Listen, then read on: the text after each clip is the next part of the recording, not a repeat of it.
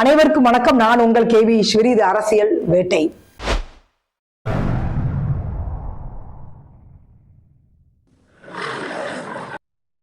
அதாவதுங்க, அரசாங்கத்திற்கும் மக்களுக்கும் இடையே ஒரு பாலமாக செயல்பட்டு கொண்டிருப்பது யாருன்னு கேட்டீங்கன்னா, ஜனநாயகத்தின் 4ஆம் தூணான பத்திரிகையாளர்கள் மட்டும்தான்.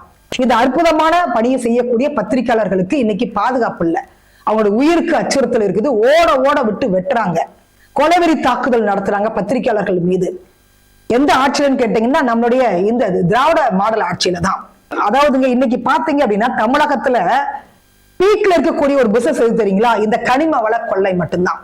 வெளி மாநிலத்திலிருந்து வந்து இங்க கொள்ளையடிக்கலங்க. நம்ம மாநிலத்தில் இருக்கக்கூடிய அரசியல்வாதிகள் அதை சுரண்டி கேரளாக்கு வித்துட்டு இருக்கிறாங்க.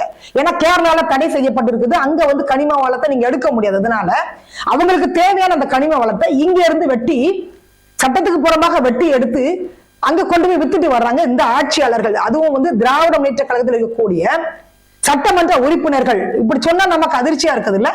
கரூர் மாவட்டம் புலித்தலை பக்கத்துல கிருஷ்ணராயபுரம் ஒரு பகுதி இருக்குதுங்க. அங்க வந்துட்டு சட்டத்துக்கு புறம்பாக கனிம வளத்தை வந்து சுரண்டி எடுத்துட்டு இருக்கிறாங்க கல்குவாரியில அப்படின்ற ஒரு செய்தி வருது.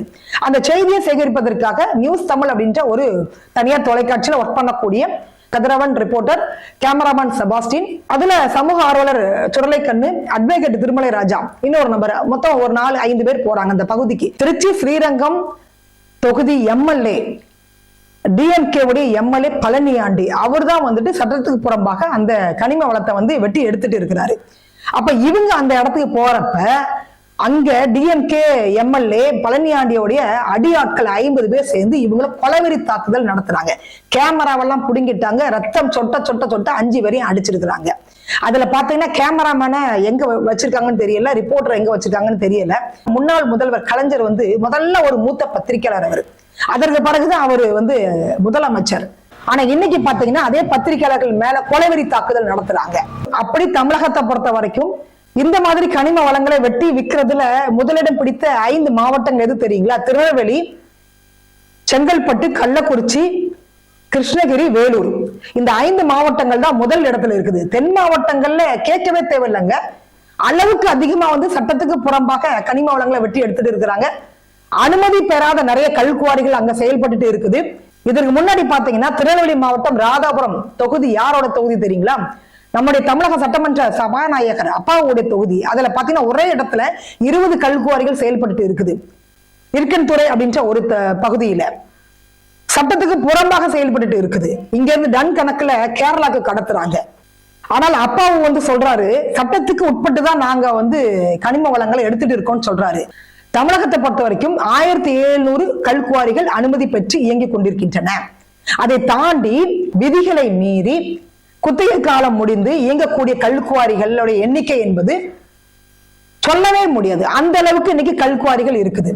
அப்படி அனுமதி பெற்று அந்த கல்குவாரியில நீங்க 25 மீட்டர் வரைக்கும் வெட்டி எடுக்கலாம். அதற்கு மேல எடுக்கக்கூடாது. ஆனால் இன்னைக்கு கன்னியாகுமரி மாதிரியான மாவட்டங்கள்லாம் பார்க்கும்பொழுது 100 மீட்டர் ஆழம் வரைக்கும் கல்குவாரியில வெட்டி எடுக்கிறாங்க.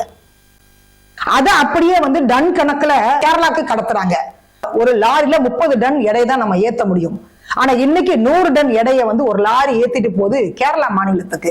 அந்த அளவுக்கு பகல் கொள்ளையாக இன்னைக்கு கனிம வள கொள்ளை என்பது நடந்து கொண்டிருக்கிறது. இதெல்லாம் முதலமைச்சருக்கு தெரியுமா தெரியாதான்னு நமக்கு தெரியல. அதுல வேற எம்எல்ஏ பழனியாண்டியோடைய வீட்டுல நடந்த அந்த திருமணத்திற்கு முதலமைச்சர் போயிருக்கிறாங்க.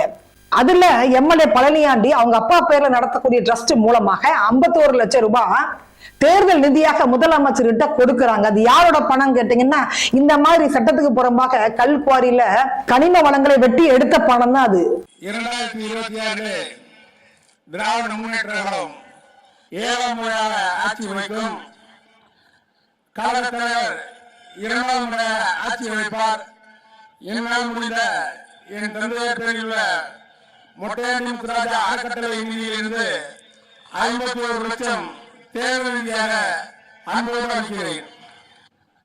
திருவரங்கம் சட்டமன்ற உறுப்பினர் அவர்கள் தேர்தல் நிதியாக ரூபாய் 51 லட்சம் மதிப்புள்ள காசோலையை தற்போது வழங்கிக் கொண்டிருக்கிறார்கள். அது மக்களுடைய ரத்தம். அது ஏன்னா இன்னைக்கு தமிழகத்தை பொறுத்த வரைக்கும் வெப்பநிலை அதிகமாக இருக்கக்கூடிய ஒரு மாவட்டம் எது தெரியுங்களா? கரூர் மாவட்டம் தான். கனிம வளம் என்பது இயற்கையாக நமக்கு கடவுள் கொடுத்த ஒரு வரப்பிரசாதம். மக்களுக்கு தேவையான கனிம வளத்தை நாம இயற்கையிலிருந்து நாம எடுத்துக்கலாம். எல்லாமே ஒரு அளவுதான். அதற்கு மேல போச்சுன்னா மக்களே இந்த பூமியில வாழ முடியாதுங்க. அதே மாதிரி டிஎம்கே ஆட்சியை பிடிச்சாங்க அப்படின்னா ரவுடிகளுக்கு பஞ்சமே இருக்காது, ரவுடிசத்துக்கு பஞ்சம் இருக்காது, கடத்தலுக்கு, கஞ்சா கடத்தலுக்கு, இந்த மாதிரி கனிம வளங்களை கடத்துறது, ஆற்று மணலை திருடி விற்கிறது, இதற்கெல்லாம் பஞ்சமே இருக்காது. அதே மாதிரி தமிழக முதலமைச்சர் சொல்றாங்கல்ல, இந்த சாதனை எல்லாம் போதாதுங்க, இன்னைக்கு இன்னொரு வாய்ப்பு கொடுத்தீங்கன்னா அந்த சாதனை முறியடிப்போன்றாங்க. ஆமா, தமிழ்நாட்டில் இருக்கக்கூடிய ஒட்டுமொத்த கனிம வளங்களையும் சுரண்டி பக்கத்து மாநிலத்துல கொடுத்துட்டு இப்ப நீங்க பண்ணின சாதனையை நீங்களே முறியடிக்கலாம். அதாவதுங்க, ஒரு பத்திரிகையாளர் மீது கொலைவெறி தாக்குதல் நடத்திருக்காங்கன்னா முதலமைச்சர் அதை கண்டிச்சு ஒரு கண்டனம் தெரிவிச்சிருக்கிறாங்களா? இரும்பு கரம் கொண்டு அடக்கும் அப்படின்றாங்கல்ல, உடன்பிறப்புகளே அடக்க முடியல அவங்களால. ஒட்டுமொத்தமாக தமிழ்நாட்டில் இருக்கக்கூடிய கனிம வளங்கள் எல்லாம் நீங்க எடுத்துட்டீங்க அப்படின்னா மக்கள் எப்படிங்க இங்க வாழ முடியும்? முதலமைச்சர் சொல்றாங்கல்ல, தமிழக மக்கள் பாதுகாப்பா இருக்கிறாங்க. தமிழக மக்கள்லாம் பாதுகாப்பாங்க இல்ல, உங்க குடும்பத்தில் இருக்கக்கூடிய மக்கள் பாதுகாப்பா தான் இருக்கிறாங்க. அதுல எங்களுக்கு எந்த சந்தேகமும் இல்லை. கண்டிப்பாக அரசியல் வேட்டை சேனல் மூலமாக என்னோட கண்டனத்தை நான் பதிவு பண்றேன். அந்த பத்திரிகையாளர் எங்க இருக்கிறாரு, எப்படி இருக்கிறாரு, என்ன ஆச்சு, அவருக்கு உயிரோட இருக்காரா இல்லையா, நமக்கு எதுவுமே தெரியல. ஆக மொத்தத்துல ரவுடிகளுக்கும் கடத்தல்காரர்களுக்கும் அவங்க சாதனையை அவங்க முறியடிக்கிற மாதிரி மிகச்சிறப்பான ஒரு ஆட்சியை கொடுத்திருக்கிறாங்க. அதே மாதிரி சென்னை உயர்நீதிமன்றம் தமிழகத்தில் இருக்கக்கூடிய சட்டத்துக்கு புறம்பாக விதிகளை மீறி இயங்கக்கூடிய கல்குவாரிகள் மேல கோடிக்கணக்கில் அபராதம் விதித்தாலும் கூட அதையும் இந்த டிஎம்கே ஆட்சி முறியடித்து இன்னைக்கு கல்குவாரிகள் மூலம் கோடி கோடியா சம்பாதிச்சுட்டு இருக்கிறாங்க. சோ இதுதான் அவங்க இந்த 5 வருட காலத்துல செய்த மிகப்பெரிய ஒரு சாதனை. இதை சொல்லிதான் ஓட்டு கேட்கணும் நீங்க மக்கள்கிட்ட. ஏற்கனவே இந்த கல்குவாரி, அதாவது டிஎம்கே எம்எல்ஏ பழனியாண்டி நடத்தக்கூடிய இந்த கல்குவாரி மேல சட்டத்துக்கு புறம்பாக இது செயல்பட்டு இருக்குதுன்னு சொல்லி அந்த கல்குவாரியை மூடினாங்க. அதற்கு 45 கோடி ரூபாய் அபராதமும் விதித்தாங்க. அதையும் தாண்டி இவரு அந்த கல்குவாரியை ஓபன் பண்ணி இன்னைக்கு அதன் மூலமாக லட்ச லட்சமா சம்பாதிச்சுட்டு இருக்கிறாங்க. அத செய்தியாக்க போன செய்தியாளர் மேல கொலைவெறி தாக்குதல் நடத்திருக்காங்கன்னா எந்த எல்லைக்கும் போகக்கூடிய ஒரு ஆட்சி எதுன்னா இந்த டிஎம்கே ஆட்சி மட்டும்தான்.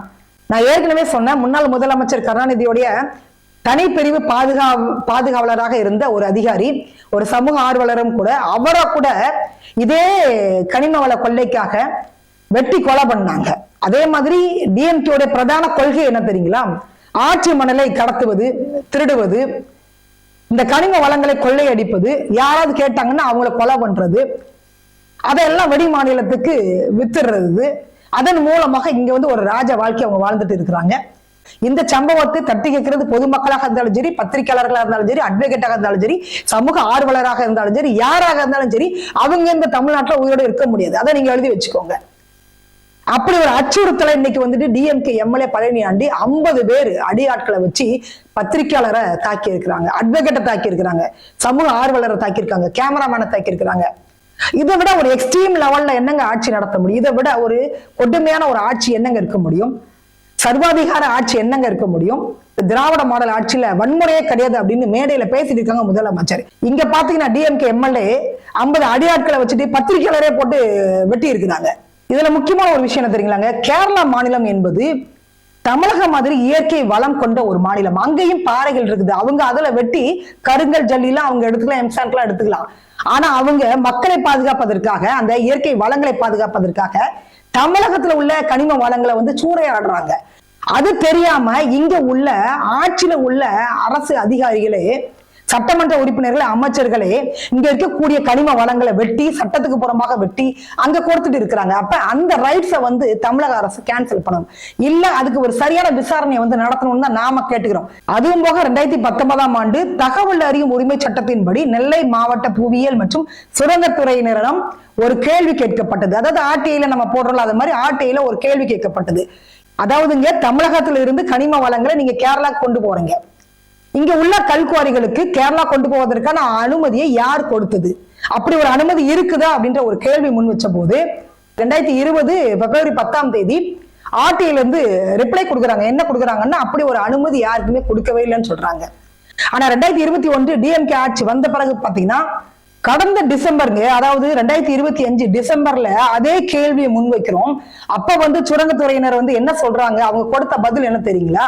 அன்னை ப்ளூ மெட்டல்கள், KKM ப்ளூ மெட்டல்ஸ், இந்த மாதிரி ஒரு தனியார் நிறுவனங்கள் 15 நிறுவனங்களுக்கு DMK அரசாங்கம் அனுமதி கொடுத்திருக்கிறதா அதே RTIல பதில் சொல்றாங்க.